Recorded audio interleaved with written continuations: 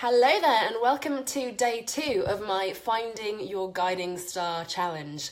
My name's Anna Lundberg and I'm the founder of One Step Outside, where we help people create businesses and a lifestyle that brings them more freedom, flexibility and fulfilment. And this is a little 5-day challenge that I've created here for you this week. Last month we did a well-being strategy challenge, Healthy Business, Healthy You, to try to really anchor your well-being in your business.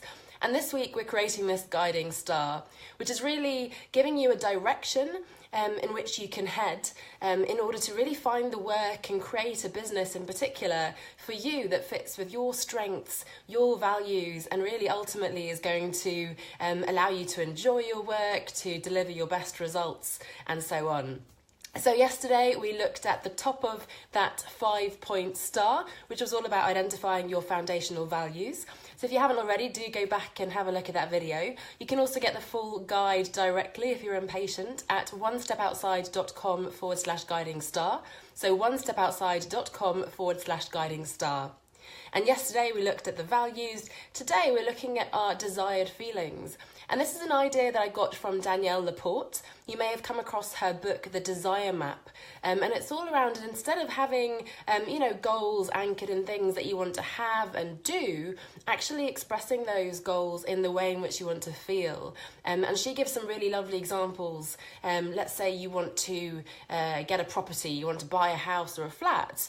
You might be focused on, okay, well, I need this many bedrooms and, I want to have a garden and whatever it is, bathrooms and so on. But actually, if you want to instead position that in terms of how you want to feel, that can give you a lot better clarity, really, guidance on what it is you're looking for. So in the case of a house, a home, it might be stability or a sense of belonging and community. It might give you an anchoring. But on the other hand, if you begin to think about it, that might actually give you, some negative feelings in the sense of feeling tied down, scared of having that debt with your mortgage and so on. So getting clear on what feelings you desire, as it were, can really help you to get that clarity. And it may seem a little bit illogical and not very rational for those of us who've grown up in these very sensible education systems where we reason our way to our goals and we have pros and cons and logic and so on. But really thinking about how you want to feel is a fantastic way of giving you that direction and also helping you to make more intuitive decisions. So whether you call it your gut or your heart or whatever body part you want to use for your intuition, I really believe that often we know what it is we want to do. So bringing this back to the idea of a business, having these desired feelings can really help you to choose between different business ideas, whether you should start a business at all, what projects to say yes and no to, and so on. So rather than, I want to be an entrepreneur, I want to be successful, I want to have this business, what are the feelings that you're desiring? So could it be, I want to feel creative, powerful, in flow?